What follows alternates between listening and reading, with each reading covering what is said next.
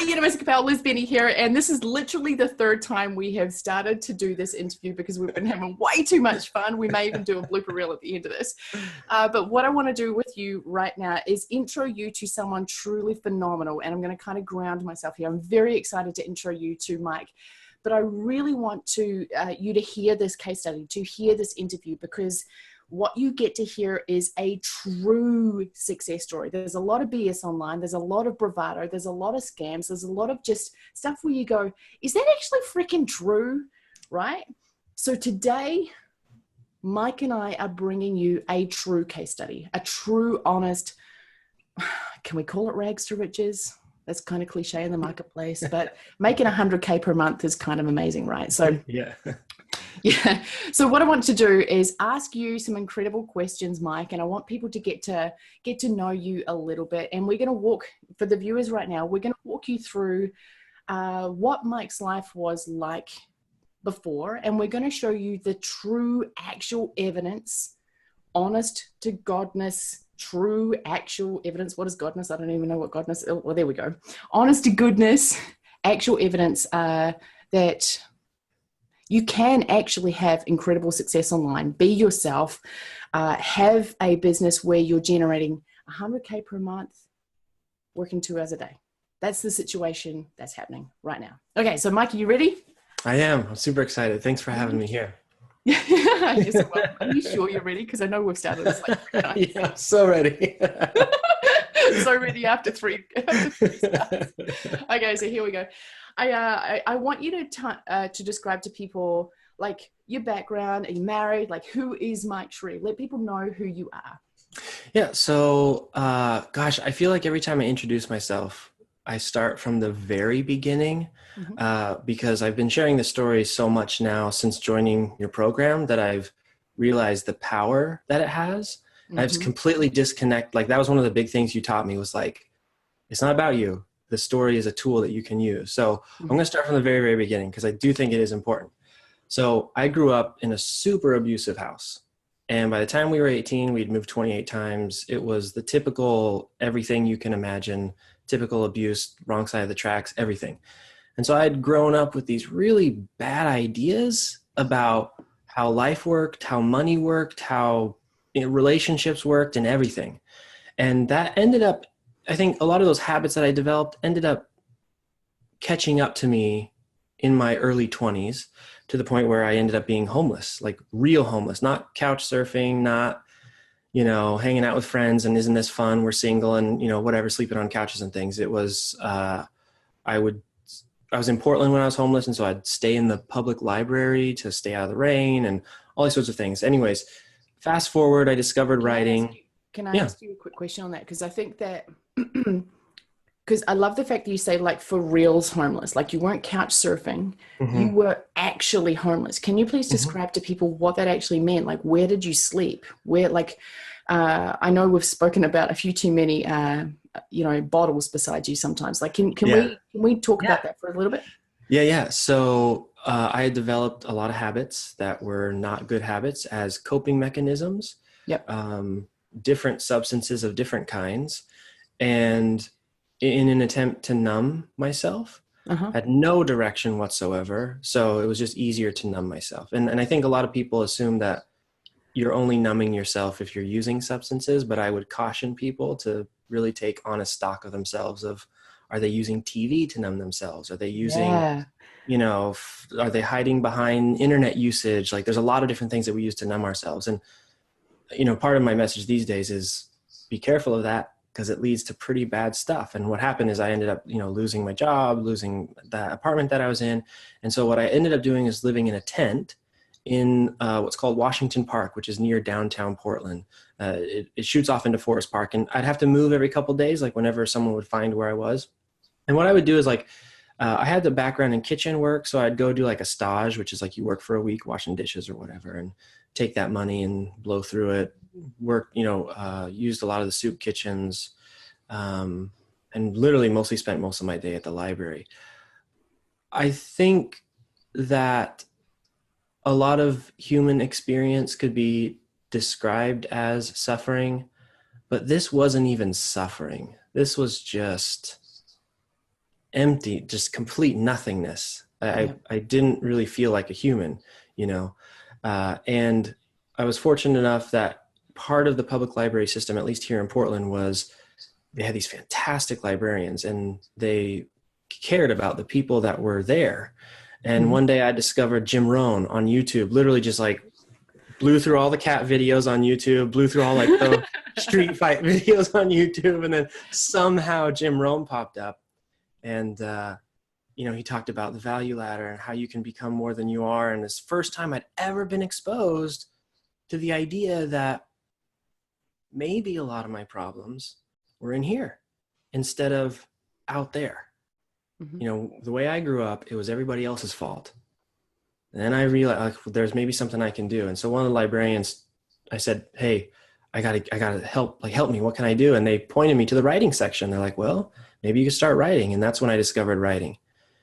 Got off the streets with that, got my first apartment. And then fast forward 7 years, maybe 6, 7 years, I was approached by the company who owns the intellectual property to Jim Rohn, just out of the blue, complete serendipity, full circle. And they said, hey, we love your stuff that you've written. Would you like to work for Jim Rohn and the company? And that was like a big, yeah. And so this thing that had helped me, you know, get off the streets, essentially the turning point for me, I was able to turn around and work on and share that with other people. So that was really, really cool. Are you proud of yourself, dude? I am. I'm learning to be proud of myself. Yeah. You're still kind of hard on yourself, right? Yeah, a little bit. Yeah. Yeah. It's kind of, yeah, I get it. So can I say something real quick? Please do. Because this just happened and I think it's important. I am hard on myself because I have a lot of regrets. You don't become homeless because you made all the right choices and because you were good to everybody, right? When you have nobody left, it's because you kind of pushed them all away. But you know this, and this is part of the story, that my goal was to make $100,000 a month, because when I was a kid with my brother, we were so poor that we would often not have enough to eat. And so I was the older brother, he was the younger brother, and we would lay awake at night, really, really hungry, and have these dreams about someday we were going to build these big businesses and be rich and never be hungry and have all these things. And I don't know why it was $100,000 a month. I had no concept of money when I was a kid. It was just like this obsession of like $100,000 a month, and we were going to build this business together. Well, life took him on a different path. He went to Afghanistan, he got injured, all that kind of stuff. And he's going down a different path, but he and I are still really, really close. And more than the money and earning that $100,000, what I learned from getting to that point is that, you know, I had made this promise to my brother that I was going to take care of him and that we were going to hit this goal. And it took a while, longer than I had thought maybe, but I finally got there. And what I'm learning about when you say, are you proud of yourself? What I'm learning is that I can do things to make myself proud of myself. I'm proud that I kept that promise to my brother. The money's nice, whatever, who cares? Money comes and goes, but being able to keep that promise. And so a lot of the journey that I'm on now is making those corrections and getting to a point where I can overcome the mistakes. And so, yeah. Oh, dude, I love that, because I think a lot of what we see in the online marketing world is the Lamborghinis, the mansions, and being a copywriter, you know, the manipulation that's out there in the marketplace. Yeah. And I are both like, ugh, like we can't do that. And yeah, I want to close a bit of a loop here and say, I totally understand what you mean. It's not about like having a bank full of money. I literally don't know what is like, I don't know. I do not know. And I don't want to know what is in my bank account. It's about who am I serving, right? And how can I keep those promises? Because I've still got a couple of promises myself to close the loops on. So I get that closing of the loop. So when you hit that 100K, a little birdie told me that there was some onions that you didn't eat that caused a bit of an effect. Can we Dang it. Yeah, it was. Can we talk about that? Like, what Oh happened man, when that number hit? well, a couple things happened. First, the initial reaction of, I can't believe this is real. It kind of was like, I can't believe this is happening. What's the catch? And then it turns out there was no catch. Yeah. And then the other part was telling my wife while my kids were sitting there that like, and I'm not going to cry right now. Push him back in. But the realization. It's like that movie, get back in there. Get back. What is that movie anyway? I don't know. I can't remember, but the realization that it was like an identity shift. Yeah. I grew up the abused poor kid. Yeah. And I realized in like a moment, and I don't know what it means or anything, but by keeping this promise to myself, that I was no longer that person. And I would no longer have to hold on to that stuff. That wasn't my identity anymore. And so, I mean, I lost it. Like I was just talking to my wife, like telling her what was happening. And I was literally like sitting on the floor, like holding my kids, just like sobbing of like, I had broken the chain. Yeah. Like I'd broken the chain of abuse and like of poverty and all this stuff. And, you know, look, it's not over. I still got more to go. We still have more people to help and all these sorts of things. But it was this realization that you actually can change. Yeah. And you can change everything, even the big, heavy stuff. And I don't know. Yeah. What's, you say there's more, like there's always going to be more for people like you and I. Like when you have that shift, right? Like, it's like, holy crap, like anything possible. Like I can actually, if I can do the thing, like for me, when I made the first million, it's like, wait, what? Like, yeah. What? And then all of a sudden 10 million sounds easy, 20 million sounds easy. And it's like, well, of course, it's a matter of doing the thing now. So what's next for you? So there's a couple of things. One is I really want to focus more on taking this message that I have with the program I've built to a wider audience. I want to write a book. I want to put that book out there. I want to do those things that I used to do for my clients. I'm kind of, Amy Poehler, who is a comedian here in the States. I don't know if you're familiar with her. She's hilarious. Anyways, she has this thing, I can't remember what the program she has, but she has this whole movement where she's trying to help people. And one of the things she says is just pretend for a second that you're already doing it, and then like it'll come. And for probably the first 9 months, I didn't actually believe in what I was doing in the No Pants Project. I just kind of was like, this seems like a good idea. Let me pretend that this is what I actually care about.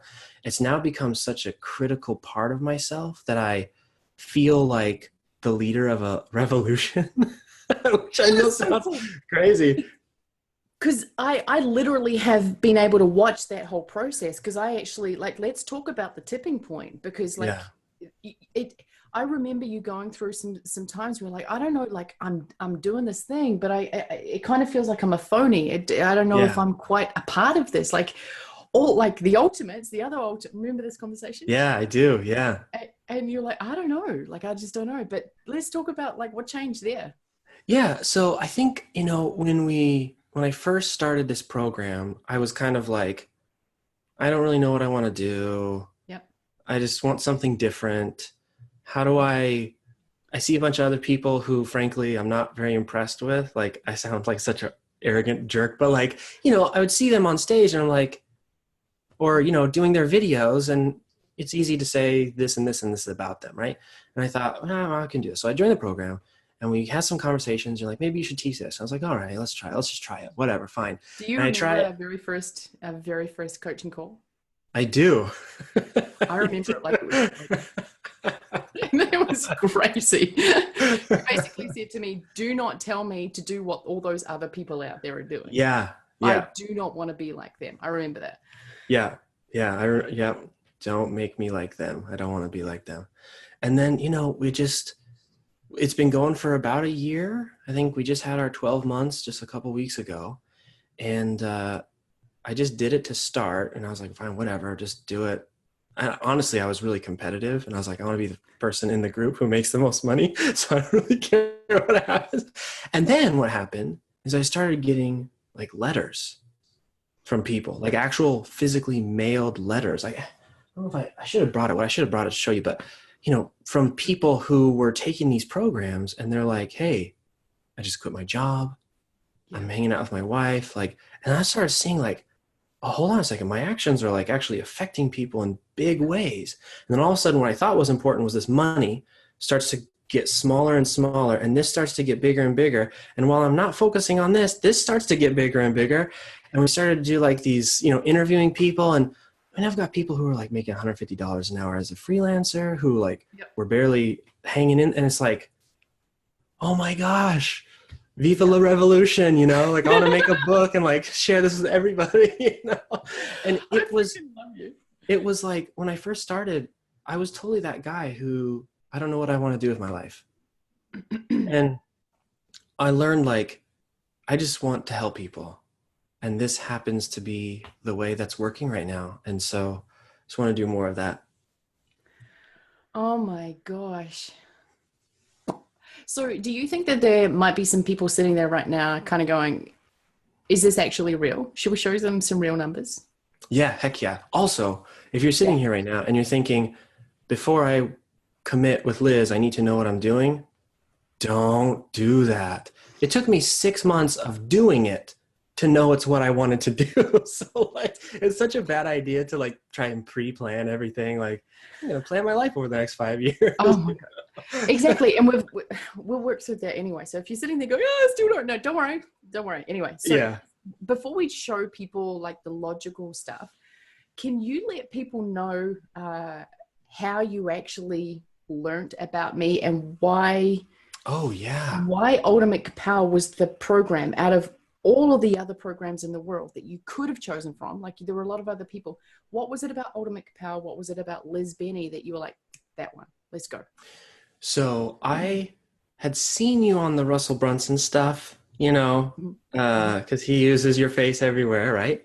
And and so I was like, oh, Liz Benny. Okay. Front page of ClickFunnels, here we go.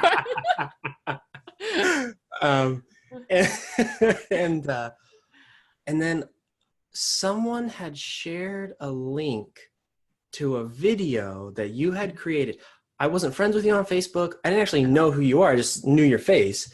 And it was in a Facebook group. Somebody had shared, someone was like, this is how you deal with spammers or something like that. And it was a video of you like exposing this dude who was like trying to take advantage of you or steal something from you or something. And you were just so smooth and cool about it. And then I started looking at your stuff, and I'm talking within hours, I had looked at you, seen that you were shenanigans free, and purchased I don't even remember what the first course was that I purchased. And then I like clicked around. I was like, how do I get her to coach me? And I found like, you had like one little banner on the thing that was like apply. I clicked it. I didn't even watch the video. I was just like apply. And then I had a conversation with Christy, and I was like, these are my people, and it was because I've been working in this industry for a while, for about a decade. And I've been on the backside of this stuff. And to say that some of this stuff is fake would be to put it kindly. Yeah. Some of it is just outright fraudulent.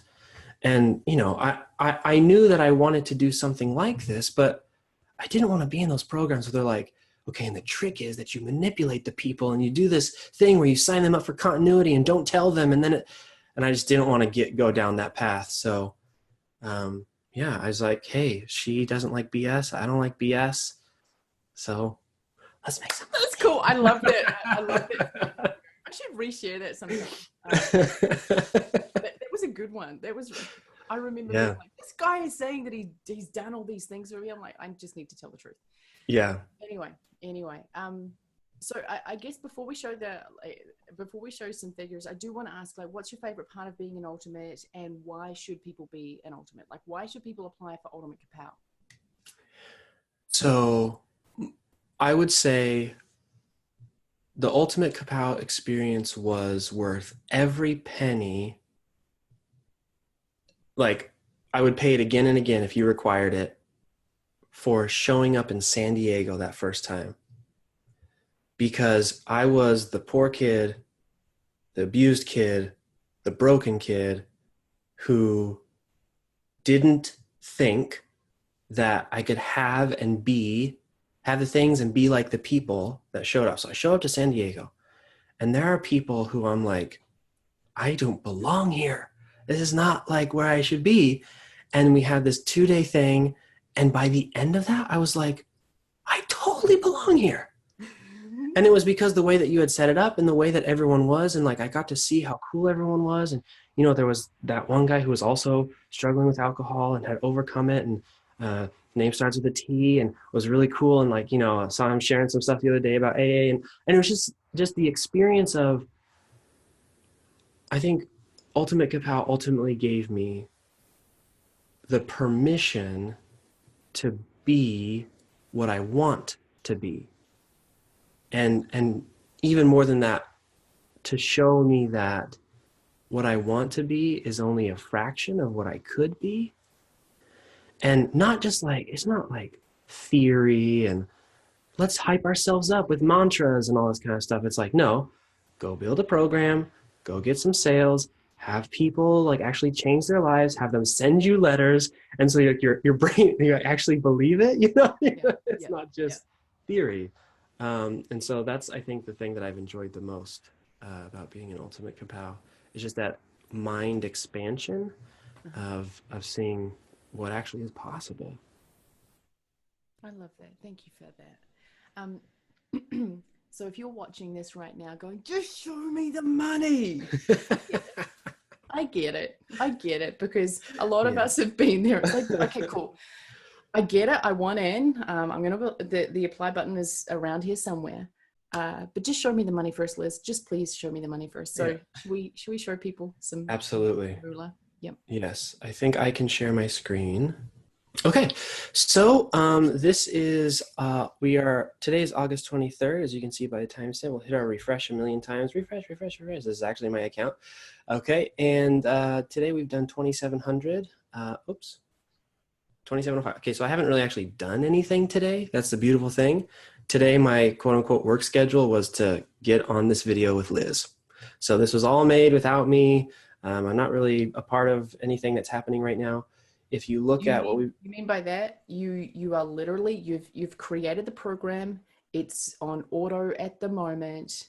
You haven't had to physically work to make that money today, correct? That's correct. Yeah, I haven't had to physically work to make money in quite some time, actually. Got a little bit lazy, but I'm just taking a break. It's the summer. Anyways, yesterday was our worst day that we've had in quite some time. So it was a little under 1,000. This is what our days have been looking like more and more. So 3,600, 6,000, 5,000, 4,000, 3,000, 11,000, et cetera, on and on. And so you can see August has been, we're about $84,000. So we'll clear 100 grand this month. And then last month, July to July, we hit 100 grand on the nose, which was, I mean, there was some mad celebration going on about that. Dude, I've got to tell you a crazy cool thing, because I literally grabbed my phone because I was like, oh, this is gonna be amazing. Yeah. I grabbed my phone and I was like totally celebrating. It's the only time, I think, because my energy was so excited for you. Yeah. I blew up my phone and it didn't record.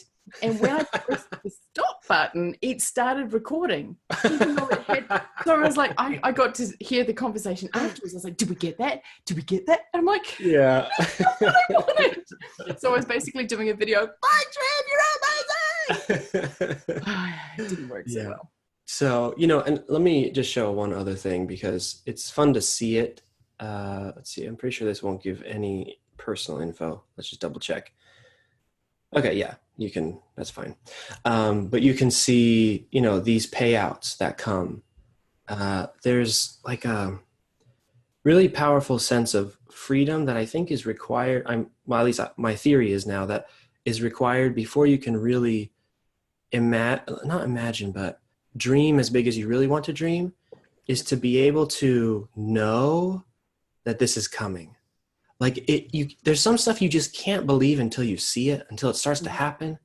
Mm-hmm. And this whole idea of like financial security and financial freedom and all that stuff, it's really fun to dream about. But until you start getting deposits into your bank account like this, it's a whole different story. When it comes in $10,000 chunks and you're like, oh, like a lot of stuff could go wrong and I'd still be okay. Mm-hmm. So maybe I am going to try that thing that I was like worried about not doing because, oh my gosh, if it doesn't go perfectly the first time, I'm going to be ruined forever. Mm-hmm. Like it gives you breathing room to kind of expand. Yep. Amen. Yeah. Amen.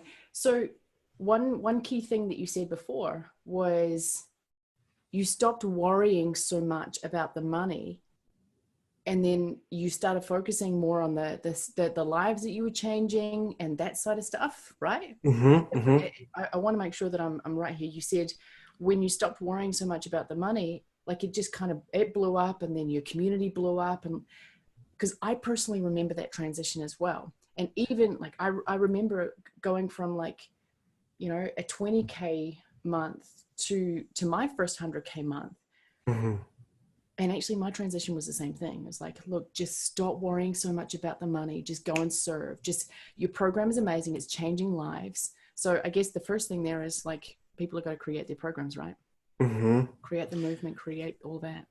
Yeah. And I think there's a lot of unnecessary fear around how complicated it seems. Mm-hmm. Like when I say I stopped worrying about the money and started focusing on results, what I really mean is I just simplified everything. Yeah. I went from what are the 50,000 things I need to do to make $1 to what can I do today to just like help someone? And it all just, when you simplify it like that, it becomes real easy. Then you don't have to worry about like, what am I holding back? And what should I say in this video? And what should I do? Okay, I need to make a sales video. I'm going to help someone in this video. Ready? Boom, done. Great. On to the next one. Like, I'm going to send an email. Am I helping someone? Good. Great. And on to the next one. I take the pressure off and yeah. So everyone watching this right now, I need you to know that the Mike who you're looking at right now and watching is truly a transformed man. Like, yeah, truly.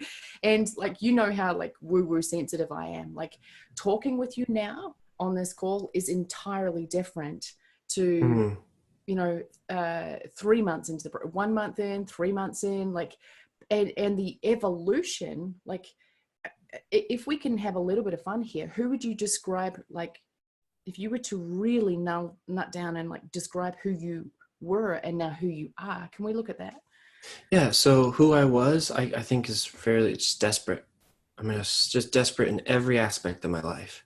Yeah. Desperate for meaning, desperate for financial, desperate for just everything. Uh-huh. Desperate for control, desperate for freedom, desperate for wanting to have a relationship with my kid. And I acted as a desperate person. It was constantly clutching and constantly. Now I feel, if I were to describe myself now,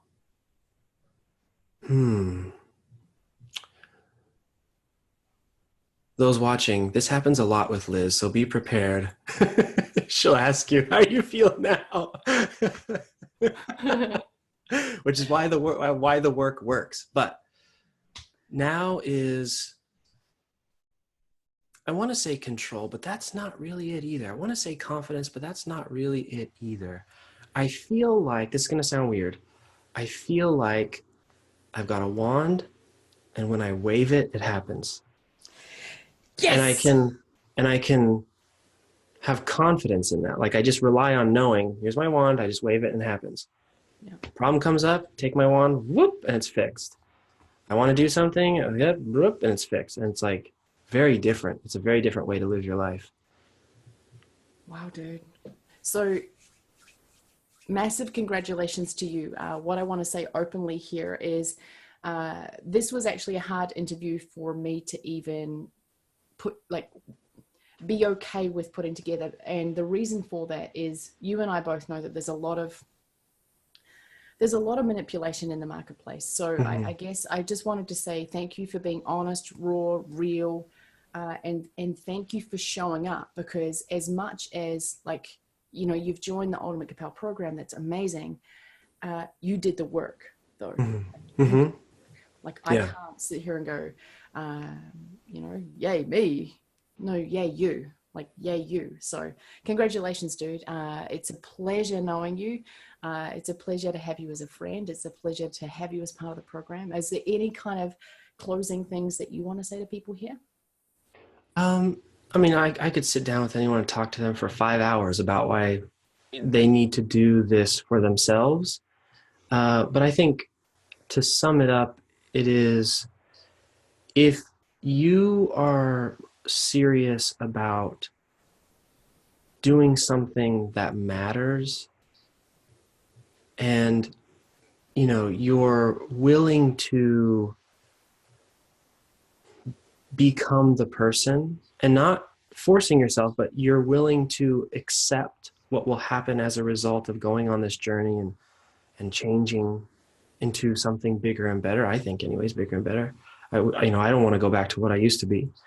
Then I think this is one of the few opportunities that you'll have to be able to compress what could take you like 30 years into, I've only been doing this for a year, and the changes that I've undergone financially, but also personally and mission driven and all that kind of stuff. I think you really owe it to yourself to meaningfully consider this as, I mean, look, I've been in this business for a decade. I've seen the back end coaches of many, many programs. I'm telling you, there's a reason that I, who like made and saw many of those other programs, chose this one. It just is different. And I think if you look at any of the other students, any of the other people in the program, you'll be able to recognize that, if that's what you're looking for. Thank you so much for your honest. It's kind of hard to hear that, but that's what I really wanted to set out to do. I wanted Ultimate Capel to be different and to serve people at a different level. So it was results, but also focused on what's business and life fulfillment. That was really, really, really my focus. So thank you so much. I love you a ton. Super proud of you. Excited to see where the next year takes you. And if you are sitting there right now going, holy crap, like this was amazing, there should be a button around here, apply. If you're able to see this video, it means that there are places open at the moment. And believe me, that is not false scarcity. We only accept a rare number, like a few people into the program at a time. The reason being is that this is results driven. Like, it's not about, there are a lot of programs out there that are cash cow programs. We are a results driven program. So if you're able to see this right now and there is a button around here, make sure you jump into the opportunity, apply, and we'll get on the phone and have a chat. So that's about it. Sound good, man? Yes, thank you so much. And seriously, you guys, consider it. It's a life-changing program. Thank you so much. Thank you so much for your time. Love you a ton, and we'll see you soon. Bye.